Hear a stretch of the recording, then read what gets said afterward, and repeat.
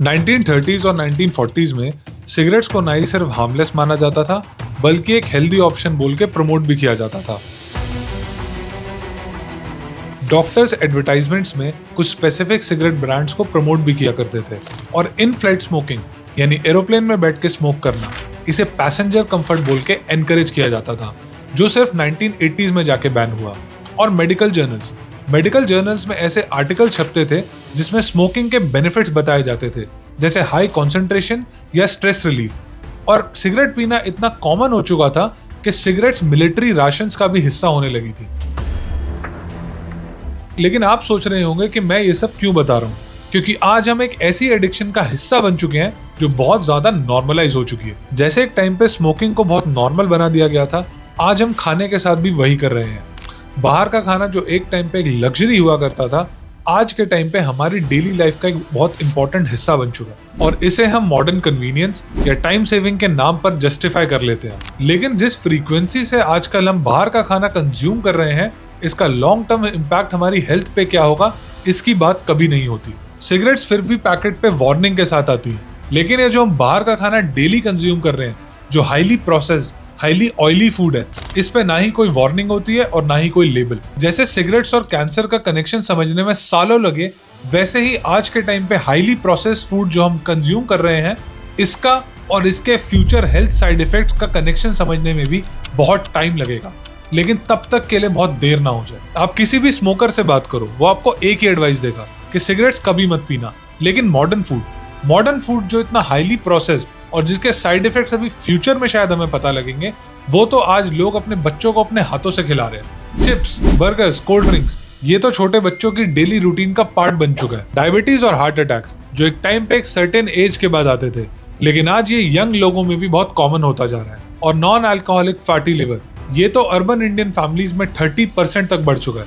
लेकिन ये सिर्फ कुछ नंबर्स की बात नहीं है, बात यह है कि हमारा खाने पीने का तरीका एक फंडामेंटल लेवल पे ही चेंज हो चुका है। सिर्फ टेस्ट का इशू नहीं है, ये उन स्लोली डेवलपिंग हेल्थ प्रॉब्लम्स की बात है जो हमारे अंदर ही अंदर पल रही हैं और हमें पता भी नहीं चल रहा है। बाहर से खाना ऑर्डर करना सिर्फ आपके टेस्ट बड्स और वीक विल पावर की बात नहीं है, ये केयरफुली डिजाइन ट्रैप है। टेक कंपनीज और फूड कॉर्पोरेशंस, इन्होंने एक ऐसा इकोसिस्टम डेवलप करा है जो आम आदमी को इनकी एप्स या बाहर से ऑर्डर करने पर मजबूर कर देता है। हर नोटिफिकेशन, हर डिस्काउंट और हर एड सिर्फ एक ही चीज को पुश करते हैं, बस एक ऑर्डर और कर लो। ये इकोसिस्टम इतना केयरफुली डिजाइन करा है कि आप अपने आप को रोक ही नहीं सकते। क्या आपने कभी सोचा कि आपको पता भी है कि आप इस हफ्ते कितनी बार बाहर का खाना ऑर्डर कर चुके हो और वो खाना आपके लिए कितना ज्यादा डेंजरस है, लेकिन फिर भी आपके हाथ में स्विगी और जोमेटो की एप्स खुली ही रहती हैं? क्यों आप अपने आप को इस ट्रैप में घुसने से रोक नहीं पाते? और क्या आपको लगता है सिर्फ आपकी विल पावर और डिसिप्लिन का गेम है, या फिर एक्चुअली में आपके इमोशंस के साथ खेला जा रहा है? आप खाना ऑर्डर कर रहे हो, लेकिन कंपनीज एक्चुअली आपके इमोशंस को ऑर्डर कर रही है। आइए जानते हैं कैसे इस कन्वीनियंस को आज एक एडिक्शन बना दिया गया है। इस वीडियो को बनाने से पहले मैंने बहुत सारे लोगों से बात करी और मैंने उनसे पूछा कि ऑन एन एवरेज वो लोग वीकली कितनी बार बाहर का खाना खाते हैं, और जो आंसर मिला सच में वो बहुत ज्यादा शॉकिंग था। कुछ लोगों ने तो 10 बार भी बोला, कुछ लोगों ने 2 बार भी बोला, लेकिन ऑन एन एवरेज जो निकल के आया वो था 5 से 6 बार। अब इतने फ्रीक्वेंटली आउटसाइड फूड खाने के रीजंस पे जरा हम बाद में आएंगे, पहले जरा कुछ शॉकिंग नंबर्स को देखते हैं। 2024 में स्विगी ने अपनी एनुअल रिपोर्ट पब्लिश करी और इसमें जो नंबर्स थे वो बहुत ज्यादा शॉकिंग थे। हमारे देश में पिछले साल अप्रोक्सीमेटली 8.5 करोड़ बिरयानी के ऑर्डर हुए। इसका मतलब है हर एक सेकंड में 2 से ज्यादा बिरयानी के ऑर्डर्स हुए। डोसा भी कहीं पीछे नहीं रहा, लगभग 2.5 करोड़ डोसे के ऑर्डर हुए। और बेंगलुरु के एक इंसान ने तो रिकॉर्ड ही तोड़ दिया, उसने अप्रोक्सीमेटली 50,000 रुपए का पास्ता ऑर्डर करा और डिनर ने लंच को पीछे छोड़ दिया। लगभग 22 करोड़ ऑर्डर डिनर टाइम पे आए, और ये डेटा तो सिर्फ स्विगी का है। जोमेटो के नंबर्स भी लगभग इसके आसपास ही होंगे। 2023 में एक और शॉकिंग डेटा सामने आया। 2018 में इंडिया की फूड डिलीवरी मार्केट 11,000 करोड़ की थी और 2023 में ये मार्केट कितने की हो गई? 64,000 करोड़ की। यानी कि सिर्फ 5 सालों में अप्रोक्सीमेटली 472% का इंक्रीज हुआ। और अगर आप सोच रहे हैं कि इसका सबसे बड़ा कारण सिर्फ मेट्रो सिटीज हैं, तो आपके लिए एक सरप्राइज है। टीयर 2 और टीयर 3 सिटीज में food delivery business fastest growing rate पे है। और अगर एवरेज ऑर्डर वैल्यू की बात करें तो ये 2018 में 220 रुपए से बढ़कर 2023 में 440 रुपए तक हो गया। मतलब हम सिर्फ ज्यादा बार ऑर्डर नहीं कर रहे, हम ज्यादा खाना भी ऑर्डर कर रहे हैं। हर दिन हजारों इंडियंस इंस्टाग्राम की तरह स्विगी और जोमेटो पे माइंडलेस स्क्रॉलिंग करते हैं और ये डोपामिन हिट एक्सपीरियंस करने के बाद कुछ ना कुछ ऑर्डर तो हो ही जाता है। लेकिन क्या आपने कभी सोचा है कि हम इस सिचुएशन पर कैसे पहुंचे? बाहर का खाना जो एक टाइम पे लग्जरी हुआ करता था या सिर्फ स्पेशल ओकेजन्स पे मंगाया जाता था, आज कैसे वो हमारी डेली लाइफ का एक इंपॉर्टेंट हिस्सा बन चुका है। चलिए इसे एक्सप्लोर करते हैं। आउटसाइड फूड कंजम्पशन का हमारी लाइफ में एक्सप्लोजन कोई एक्सीडेंट नहीं है, ये कई सारे फैक्टर्स का सेम टाइम पे होने का रिजल्ट है। सबसे पहले बात करते हैं टेक्नोलॉजी के रेवोल्यूशन की। स्विगी 2014 में लॉन्च हुआ, लेकिन जोमेटो ने अपनी फूड डिलीवरी सर्विसेज 2015 में लॉन्च करी। लेकिन असली गेम चेंज हुआ 2016 में, जब जियो लॉन्च हुआ।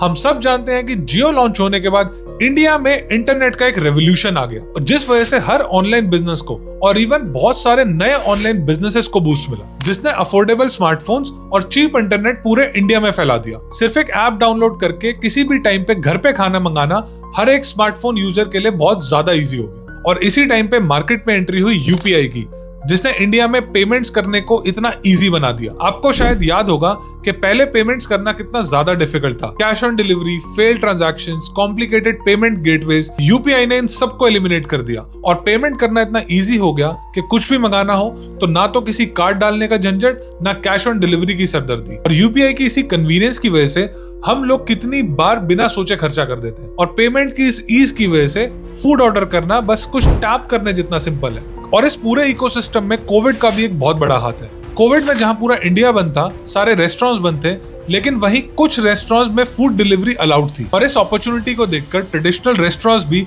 स्विगी और जोमेटो जैसे प्लेटफॉर्म्स के साथ जुड़ गए। पैंडेमिक के दौरान स्विगी और जोमेटो पे रेस्टोरेंट्स की संख्या डबल थी। कोविड में बहुत सारे लोगों ने अपनी जॉब्स लूज करी, जिस वजह से कई लोगों ने होम कुकिंग बिजनेस स्टार्ट किया। हजारों होम शेफ्स ने अपने घर से खाना बेचना शुरू कर दिया और स्विगी और जोमेटो ने इन माइक्रो एंटरप्रेन्योर्स के लिए कस्टमर्स ढूंढना आसान बना दिया। ये लाइवलीहुड अपॉर्चुनिटीज के साथ मार्केट में पहले से कई ज्यादा फूड ऑप्शंस आ गए और आज स्विगी और जोमेटो पे लाखों food partners cloud kitchens run करते हैं।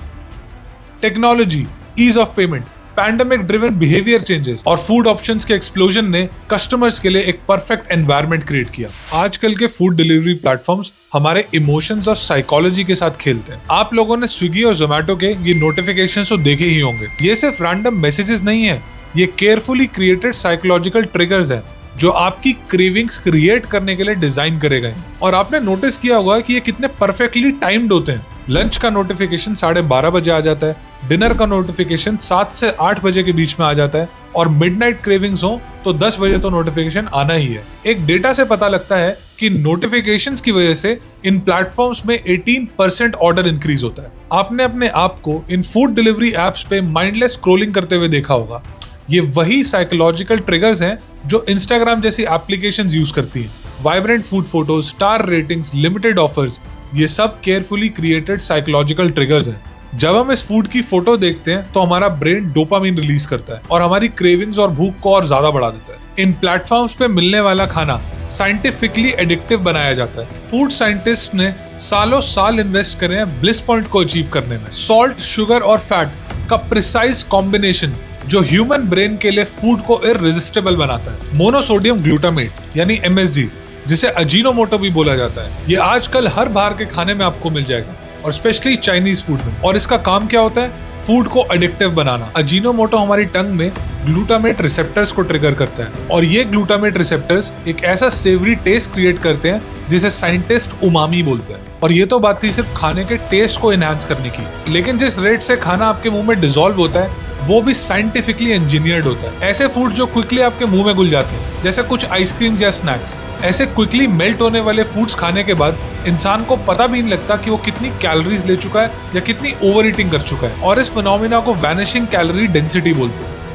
तो अगर आज आप ओवर ईटिंग कर रहे हैं या जरूरत से ज्यादा बाहर का खाना खा रहे हैं तो गलती सिर्फ आपकी नहीं है। एक ऐसा इकोसिस्टम क्रिएट किया जा रहा है जो इंसान को मजबूर कर रहा है इस बाहर के खाने को कंज्यूम करने में। तो जिस फ्रीक्वेंसी से हम बाहर का खाना खा रहे हैं जो कि हाईली प्रोसेस्ड है, वो हमारी हेल्थ और हमारे फाइनेंसेस दोनों पे एक बहुत बड़ा इम्पैक्ट डाल रहा है। एम्स की एक 2023 की रिपोर्ट के अकॉर्डिंग अगर आप हफ्ते में 3 बार बाहर का खाना खा रहे हैं तो आपको ओबेसिटी होने का रिस्क 27% बढ़ सकता है, टाइप 2 डायबिटीज का 24% और हार्ट डिजीजेस 18% तक बढ़ सकते हैं। और हेल्थ इंपैक्ट के साथ साथ इसका एक बहुत ही गहरा फाइनेंशियल इंपैक्ट भी है। इसका एक सिंपल मैथ है, अगर आप हफ्ते में 2 बार बाहर का खाना खाते हो और ऑन एन एवरेज 500 रुपए खर्च करते हो तो आप साल के 48,000 रुपए सिर्फ बाहर के खाने पे खर्च कर देते हो। पहली प्रॉब्लम यह है कि एक तो हम बाहर का खाना बहुत ज्यादा खा रहे हैं, दूसरी प्रॉब्लम यह है हम जो खा रहे हैं वो बिल्कुल भी हेल्दी नहीं है। बाहर के खाने में कंसिस्टेंसी मेंटेन करने के लिए, फ्लेवर एनहांस करने के लिए और शेल्फ लाइफ इंक्रीज करने के लिए बहुत सारे प्रिजर्वेटिव्स और कई सारे केमिकल्स का यूज होता है, जिसका इम्पैक्ट सीधा हमारी हेल्थ पे पड़ता है। Gut bacteria disruption, digestive issues, inflammation और हार्मोनल चेंजेस जैसी कई प्रॉब्लम्स ना जाने कितना लोगों को परेशान करती है। कई सारे रेस्टोरेंट्स तो अपनी सॉसेस और अपनी सब्जियों की ग्रेवी हफ्तों पहले ही बना के रखते हैं और ऑब्वियसली इस ग्रेवी को प्रिजर्व करने के लिए प्रिजर्वेटिव्स तो डालने पड़ेंगे ही। लेकिन इन सारे फूड्स में से सबसे बड़ा किलर होता है हम सबका फेवरेट स्ट्रीट फूड। दिल्ली के गोलगप्पे से लेके मुंबई के वड़ा पाव तक स्ट्रीट फूड हमारी कल्चरल आइडेंटिटी बन चुका है। FSSAI ने 2022 में मेजर इंडियन सिटीज के स्ट्रीट फूड्स का सैंपल लिया और 70% से ज्यादा स्ट्रीट फूड्स अनहाइजीनिक पाए गए। अगर आपको गोलगप्पे पसंद है तो शायद इस वीडियो के बाद आप गोलगप्पे कभी ना खाओ। एम्स की एक स्टडी ने दिल्ली के गोलगप्पों के पानी पर एक स्टडी करी, 70% सैंपल में फीकल कॉलीफॉर्म बैक्टीरिया मिला। काफी बार ऐसी रिपोर्ट्स और ऐसी वीडियोस आई हैं जहां देखा गया है कि गोलगप्पे वाले ने पानी कहां से लिया,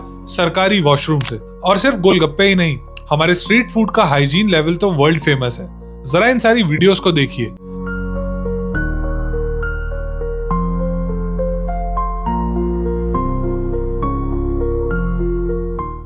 और देखिए किस लेवल का हाइजीन ये लोग मेंटेन करते हैं। देखिए, मैं पहले ही क्लियर करना चाहता हूँ कि ये वीडियो ना तो किसी डिलीवरी प्लेटफॉर्म को डिमोनाइज करने के लिए और ना ही आपको ये बताने के लिए कि आपको बाहर का खाना नहीं खाना चाहिए। इस वीडियो का पर्पस है अवेयरनेस और एक बैलेंस क्रिएट करना। तो चलिए कुछ प्रैक्टिकल सॉल्यूशंस की बात करते हैं।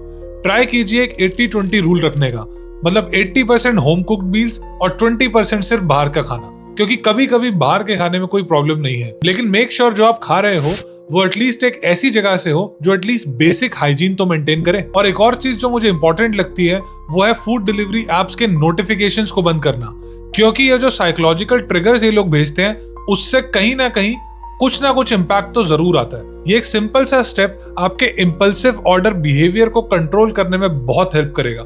एक और चीज जो मुझे इंपॉर्टेंट लगती है वो है अपनी फूड डिलीवरी स्पेंडिंग को ट्रैक करना, बिकॉज आजकल UPI के जमाने में हम लोग ट्रैक ही नहीं कर पाते कि हमने कहां पे कितना खर्च करा, क्योंकि मोस्ट ऑफ द टाइम्स वो टोटल अमाउंट देख के लोग शॉक जरूर हो जाते हैं। और ये स्पेंडिंग अवेयरनेस अकेले ही आपके बिहेवियर को चेंज करने में बहुत बड़ी हेल्प करेगा। सॉल्यूशन आउटसाइड फूड को कंप्लीटली इग्नोर करना नहीं, ना तो ये प्रैक्टिकल है और ना ही सस्टेनेबल। सॉल्यूशन माइंडफुलनेस और एक बैलेंस को मेंटेन करने में है। Thank you for watching this video. अगर आपको ये वीडियो थोड़ी सी भी वैल्यूएबल लगी हो तो प्लीज एक लाइक कर देना और subscribe to my channel. Stay safe, eat healthy.